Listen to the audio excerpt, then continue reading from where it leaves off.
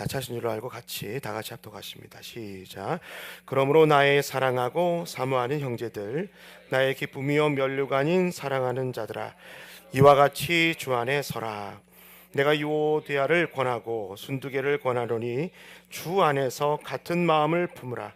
또 참으로 나와 멍에를 같이 한 내게 구하노니 복음에 나와 함께 힘쓰던 저 여인들을 돕고 또한 글레멘도와 그 외에 나의 동역자들을 도우라. 그 이름들이 생명책에 있느니라. 주 안에서 항상 기뻐하라. 내가 다시 말하노니 기뻐하라. 너희 관용을 모든 사람에게 알게 하라. 주께서 가까우시니라. 아무것도 염려하지 말고 모든 일에 기도와 간구로 너희 구할 것을 감사함으로 하나님께 아뢰라. 그리하면 모든 지각에 뛰어난 하나님의 평강이 그리스도 예수 안에서 너희 마음과 생각을 지키시리라. 아멘. 네, 오늘도 주님 평안이 말씀을 통해 우리 성도님들에게 함께 하시기를 주님의 이름으로 간절히 축복합니다. 우리 성도님들의 삶에는 기쁨도 있으시고 또 슬픔도 있으셨던 적들이 많이 있으시죠. 어떤 지위를 갖고 있으시던 간에 또 얼마나 큰 부를 가지고 있으시던 간에 누구나 슬픔은 또 누구나 기쁨은, 그래서 인생의 희노애락이라 그러잖아요. 이렇게 롤러코스터를 타듯이 이렇게 다 희노애락이 있습니다. 이것은 예수를 믿는 우리도 마찬가지죠. 사도 바울이 항상 기뻐하라, 쉬지 말고 기도하라, 범사에 감사하라, 데살로니가서 그렇게 우리에게 말하고 명령하고 있긴 합니다만 우리가 항상 기뻐하기가 쉽지 않고, 그렇죠? 또 항상 기도하기가 쉽지 않습니다. 그리스도의 삶도 마찬가지죠. 하나님 아버지를 주로 모시고 산다 할지라도 기쁠 때도 있고요, 또 슬플 때도 있고요, 어려울 때도 있고 그런 마음이 들 때가 있습니다. 우리의 감정이 기쁨만 계속 된다고 생각해 보세요. 너무 재미가 없지 않을까요? 우리의 삶에서도 마찬가지죠. 우리가 구원의 기쁨을 소유한 존재들이지 않습니까? 예수님을 주로 모시고 주님 안에서 기뻐하고 슬퍼하고. 그런데 우리 그리스도인의 삶 가운데 우리 기쁨만 있으면 좋겠는데, 그렇죠?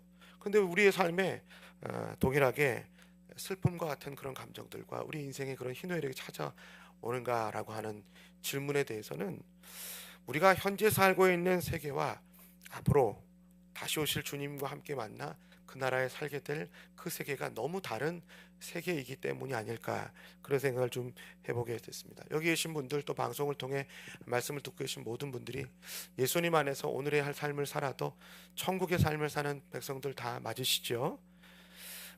우리가 천국 백성으로 살아가지만 현재 우리가 세상 살아가는 삶이 쉽지는 않기 때문에 그렇습니다.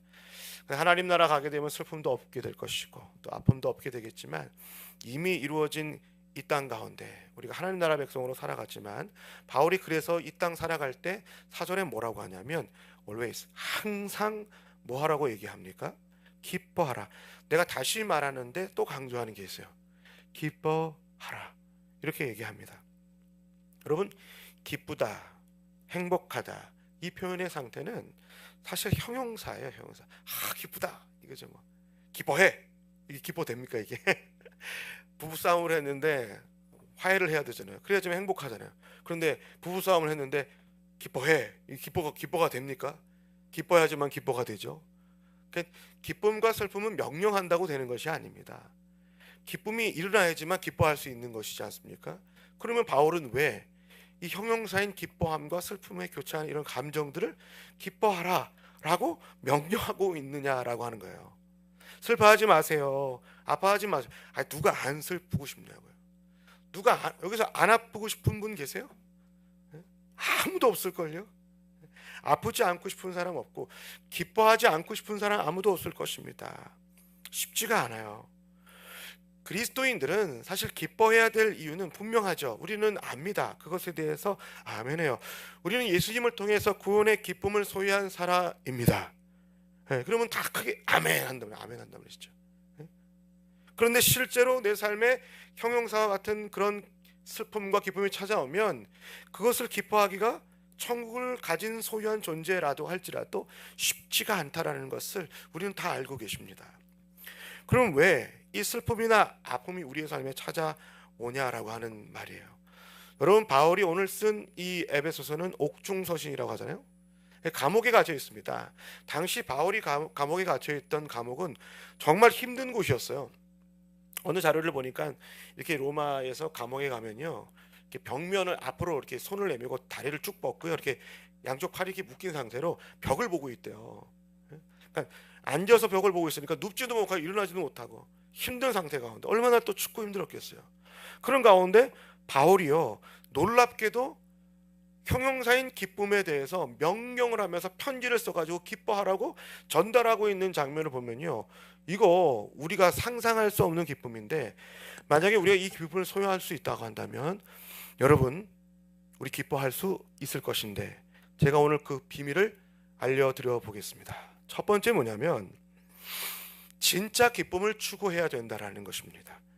가짜 기쁨 말고 진짜 기쁨이에요. 여러분, 인간의 감정은요, 풍요로워지면요, 인간의 감정이 풍요로워지면 바로 행복하다 이런 느낌을 갖게 된대요. 반면에 뭐가 소용돌이 치면 행복하지 않다고 느끼냐? 감정이 행복하지 않으면 행복하지 않다고 느낍니다. 그래서 인간에게 있어서 행복에 영향을 미치는 건 환경보다 감정의 영향이 더 크다라고 볼 수 있습니다. 이렇게 우리의 감정이 중요한 것이죠. 그런데 사도 바울의 편지를 받는 빌립보 교회 성도님들에게도, 여러분, 우리 여기 모두 계신 분들에게 감정이라는 감정이 있지 않습니까? 마음이 다 있지 않았어요? 그렇죠? 근데 그 마음이라고 하는 감정에 인간적인 감정, 우리가 기쁨을 느낄 수 있는 어떤 수요를 넣으면 기뻐할 것이다 라고 이야기하지 않았단 말이죠. 바울이 누군가에 가서 상담을 한번 한 일주일 정도 받아보시면 마음이 행복해질 겁니다, 이렇게 얘기하지 않았단 말이에요. 자, 당신의 감정이 행복해지려면 당신이 좋아하는 음식이 있지 않습니까? 그거 한 3일 정도 나눠가서 분기별로 한번 드시면 감정이 채워질 겁니다, 이렇게 얘기하지 않았단 말이에요. 그냥 기뻐하십시오, 주 안에서 기뻐하십시오 라고 얘기합니다. 여기 힌트가 있어요.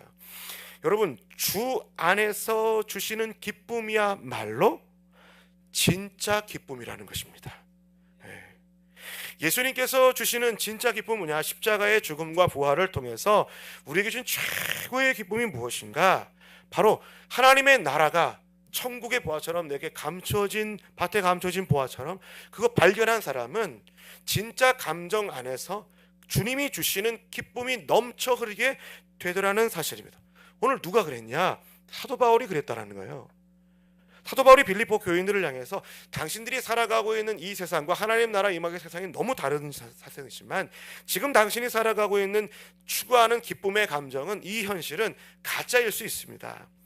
그런데 이 가짜 같은 세상 속에서 진짜의 행복감을 주는 그 주님 안에 있을 때야말로 당신은 이곳에서 영원한 기쁨의 수요를 누리게 될 것입니다. 그거 주 안에 기뻐하라라고 그가 이야기하고 있는 것이죠. 자, 수요가 다 있어요. 여기 계신 분들, 우리 자매 성도, 우리 여성 성도님들은 그런 일 없겠지만 좋은 백 갖고 싶은 마음 있으시잖아요. 그렇죠? 없으신가 보네. 표정이 나는 좋은 백 없어도 된다 이런 표정인데, 수요가 많아요. A라는 브랜드의 가방을 다 갖고 싶어요. 그러니까 수요가 많은데 재정이 모자라. 그러니 뭐가 존재할까요? 가짜가 존재하잖아요. 진짜를 다 못 사니까 진짜 같은 기쁨을 추구하려고 돈을 지불해서 가짜 가방을 산단 말이에요. 이미테이션을. 왜요? 나도 그거 통해서 뭐 하고 싶어서? 행복감을 누리고 싶어서. 그러니까 진짜가 있는 곳에 늘 가짜가 존재합니다. 우리 남성분들 시계 좋아하는 분들 계세요. 예? 시계가 너무 비싼 거 얼마나 많습니까? 그렇죠? 막 천수백만 원짜리도 있다 그러더라고요. 그러니 이미테이션도 막 100만 원 이런 것도 있더라고요. 뭐예요? 진짜는 있는데 그 진짜를 내가 소유하고 싶은 마음 때문에 돈을 지불해서, 가짜를 지불해서 내 마음속에 나도 내 감정에 나 이 정도 살 수 있는 사람이라고 하는 재정적인 행복감을 누리고 싶은 그 욕구가 있기 때문에 가짜를 구매하는 거 아니겠습니까? 여러분, 인간의 마음엔요, 그 누구도 줄 수 없고 그 무엇으로도 채울 수 없는 감정이라는 것이 있어요. 그런데 이 인간의 마음의 중심에는 영혼을 사모하는 마음이 있는데, 이 영혼을 사모하는 우리의 심령에 가짜 것을 가짜의 감정으로 채우기 시작하잖아요. 그것이 돈이 될 수 있어요. 그것이 남편의 사랑이 될 수도 있습니다. 그것이 아내의 사랑이 될 수가 있어요. 그것이 자식일 수 있습니다. 그런데 이 가짜의 감정을 추구하면서 영혼의 감정에다가 행복감을 주겠다고 그것을 계속 주입시키게 되면 뭐가 문제가 생기냐? 병들기 시작해요. 충동적인 감정만 추구하며 살아가게 됩니다. 그의 일환의 증거에 우리 계신 성도들 가운데 그런 분들은 없겠지만, 요즘에 혼자 사는 사람도 참 많고, 제가 예전에 서울숲 공원에 갔더니요, 숲에 공원들 사람들 걸어가야 되는데 사람 반, 뭐 반인 줄 아세요? 애완견 반이에요. 이게 동물원인지 사람 걸어가는지 모를 정도로 제가 곰곰이 앉아서 생각을 해봤습니다. 왜 저렇게 강아지와 함께 살까? 물론 그런 분들은 없겠지만, 문제가 뭐냐면 강아지들은요, 이렇게 먹을 것을 주면 충성을 합니다. 혼냈다가도 들어갔다가 먹을 것만 사려면 점프를 이 정도 하면서 주인의 얼굴을 핥고 막 그러지 않습니까? 그렇죠? 간식을 주면 이 어떤 관계냐면, 어떤 마음이냐면 일방적인 마음인 거예요. 내가 이거 주면 행복감을 준다라는 거예요. 문제는 뭐냐? 강아지를 키우면 너무 좋은데 관계가 복잡한 인간관계를 하지 못해요. 그러니까 진짜 인간관계, 사람과 사람의 관계는 간식 준다고 되는 게 아니거든요. 이 사람이 날 뭘로 보고 나한테 뭐 이렇게 해? 이런 마음이 들 때가 있어요. 나는 선을 베풀었는데 이 사람은 나한테 왜 이렇게 하지? 이런 마음이 들잖아요. 강아지는 그런 거 절대 없습니다. 인간의 감정이 복잡해요. 그러니 늘 충동적인 감정, 1차적인 감정 때문에 진짜 감정인 주안에서의 감정을 추가하지 못하면 뭐 하게 되냐? 외롭다고 느끼는 거예요. 여러분, 운명처럼 만났는데도 결혼해서 살아가다 보면은 왜 이렇게 마음속이 허한지 몰라요? 저는 아닙니다. 좀 뭐 저라고 생각하지 그런 마음이 들 때가 있잖아요. 예? 외로워져. 돈이 그렇게 많은데 행복하지 않대요. 상담을 받아요. 예? 충동적인 감정만 추구해서 그렇다는 것입니다. 병든 인생인 거죠. 여러분, 성령님이 우리에게 주시는 감정, 성부와 성자와 성령 삼위일체 하나님께서 우리에게 주시는 감정은 충동적인 감정이 아니라 성령이 주시는 감동은 어떤 마음이냐. 그래서 진짜 감정을 추구하는 거예요. 진짜 소통을 추구하는. 그래서 여러분, 이 새벽에 나오신 성도님들, 새벽에 깨어서 주님께 기도하는 성도님들은 진짜 우리에게 영원한 사랑의 감정을 주시는 분과 뭐 하고 계시냐? 기도하는 거예요. 네. 그분은 수요가 모자라지가 않아. 하나님은요, 온 백성들이 다 와서 주님께 기도하기를 원하세요. 그분의 마음을 다 주실 수 있고도 남음이 부족함이 없습니다. 말씀 속에 영원한 하나님의 그 생명의 감정이 흘러 들어와요. 그러니 우리 뭐 한다 그래요? 암송하라는 거잖아요. 왜요? 그건 진짜 마음이라는 거예요. 진짜 생명의 강수가 우리에 흘러 들어온다는 거죠. 자극적이고 충동적인 것이 아니라는 것입니다. 하나님의 말씀은 주고 받고, 우리가 드리지 않아도 하나님은 우리에게 날마다 주신다, 날마다 우리에게 은혜를 베풀어 주신다는 걸 확실히 증거하셨잖아요. 우리가 아직 죄인 되었을 때 그리스도께서 우리를 위해 죽으심으로 하나님께서 우리에게 대한 자기의 사랑을 확증하셨다라고 한 로마서 5장 8절의 그 교리의 말씀이 어떤 거예요? 하나님은 우리에게 양방통행이 아니어서 일방적으로 은혜를 베푸셨던 분이었다라는 사실을 확실히 뭐 하셨다고요? 증거하셨다라는 거예요. 여러분, 이해가 되십니까? 그래서 이 하나님이 우리에게 주시는 최고의 감정, 그리스도 안에 있을 때 주시는 최고의 감정이 뭐냐면 그것이 기쁨의 감정이라는 거예요. 주님 안에 있을 때 항상 뭐 할 수 있냐? 기뻐할 수 있다는 거예요. 그분은 영원한 존재이기 때문에. 그리스도 안에 있을 때도 우리 항상 기뻐할 수 있고, 그리스도 안에 있을 때만 말로 항상 기도할 수 있다라고 이야기해서, 그래서 강조하는 것입니다. 주 안에서. 여러분, 우리 셀이 주 안에 있을 때만 기뻐할 수 있습니다. 우리 주님의 몸된 교회가 주님 안에 있을 때야말로 정말 기도할 수 있어요. 우리가 주님 안에 있을 때야말로 기뻐할 수 있겠죠. 여러분, 주님 안에서 기뻐하는 인생보다 강한 인생이 어디 있겠습니까? 그렇죠? 바울이요, 교리적인 사람이고 아주 체계가 잡혀 있는 분이더라고요. 얼마나 민감하고 얼마나 날카롭겠어요, 이분이. 유대인 중에 유대인이었고 예수 믿는 사람 잡아 죽이려고 다메스코 언덕으로 막 달려갔을 거란 말이죠. 그런데 이분이 예수님을 딱 만나고 충동적인 감정에 추가하지 않고요, 그의 감정을 컨트롤하시는 분이 계셔요. 그 고린도서 11장 23절 25절에 이렇게 얘기하면, 내가 수고를 넘치기도 하고 옥에 갇혔고 매도 수없이 맞았다. 이걸 다른 말로 하면 나의 감정이 완전 밑바닥이었다는 거예요. 밑바닥. 세상이 세상에 어떤 산의 진미를 가져와도 난 절대 기뻐할 수 없었습니다. 그런데 신기하게도 내가 불굴의 남자가 되게 하고, 내가 정말 의지의 사나이가 되게 하고, 오히려 기뻐할 수 있는 오뚜기 같은 믿음을 주는 단 한 가지의 감정의 이유는 내 인생이 밑바닥 쳤을 때, 그때 비로소 주님 안에 주시는 생명의 생수가 기뻐함이 넘치게 되었다라고 그가 이야기하는 것이죠. 여러분, 바울의 환경이 좋지 않았습니다. 바울의 상황이 좋지 않았습니다. 왜요? 그는 복음 때문에 투옥되어 있었어요.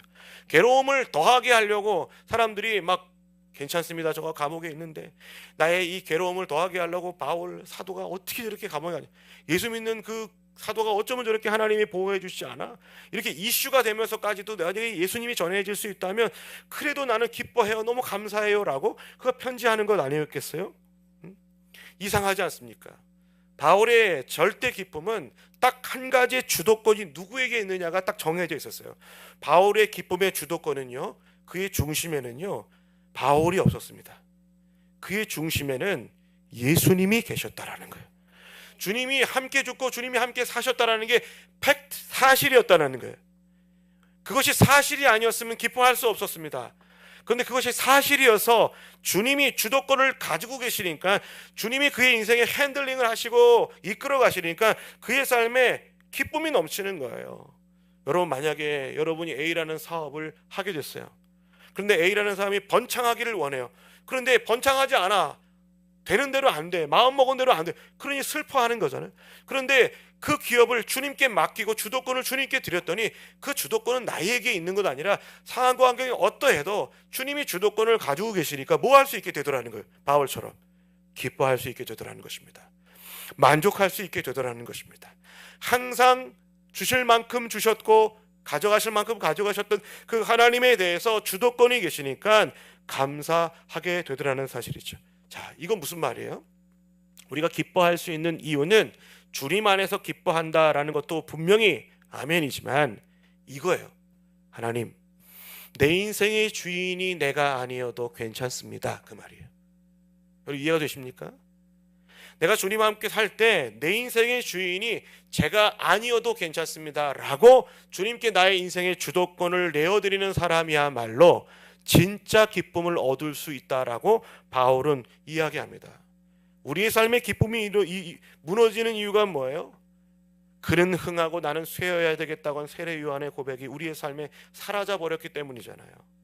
우리의 삶에 기쁨이 넘쳐나지 못하는 이유는 무엇입니까? 내가 성공해야지만 기뻐한다고 생각하잖아요. 내가 잘 돼야지만 기뻐할 수 있다라고 생각하시지 않습니까? 그런데 신기해요. 오히려 내가 망하고 내가 패해도 주님이 영광 받으실 수 있다면 나는 감사하고 기뻐합니다. 그리 아니하셔도 기뻐합니다. 여러분, 우리 다니엘처럼 사자굴에 다 들어갈 수 있어요. 그런데 잊지 마십시오. 사자굴에 들어갔지만 사자의 입은 하나님이 반드시 막아주셨습니다. 이거 잊지 마셔야 돼요. 다니엘이 사자에 찢겨 죽으로 끝난 건 아니에요. 성경은 그렇게 말하고 있지 않습니다. 반드시 하나님께서 그의 인생의 주도권을 잡고 계시니 사자의 입을 막으셨던 것 기억하십시오. 최고의 선물은 나는 슬프지만 너는 기뻐해라, 이게 아니에요. 우리 모두 주 안에서 기뻐할 수 있습니다. 우리 모두 주 안에서 행복할 수 있습니다. 비결이 무엇입니까? 하나님께 나의 모든 주도권을 내어 맡기십시오. 주님 전능하시다고 하면서도 전능하신 주님을 의지하지 못하고 살아가고 있다면 오늘 이 새벽에 나의 주도권을 내려놓고 전능하신 주님, 그분이 나의 삶의 주 되어 주십시오. 나의 하나님 되어 주십시오. 우리의 하나님 되어 주십시오. 그렇게 간구하시면 우리 하나님의 마음은요, 저는 그렇게 생각해요. 스크린 도어십니다. 우리가 가기만 하면, 때를 따라 돕는 은혜를 얻기 위해 은혜의 보좌 앞에 나아가면 하면 그분은 언제든지 늘 열려 계신 분이기 때문에 주 안에서 오늘도 감사하며 기뻐하며 기도하시기 바랍니다.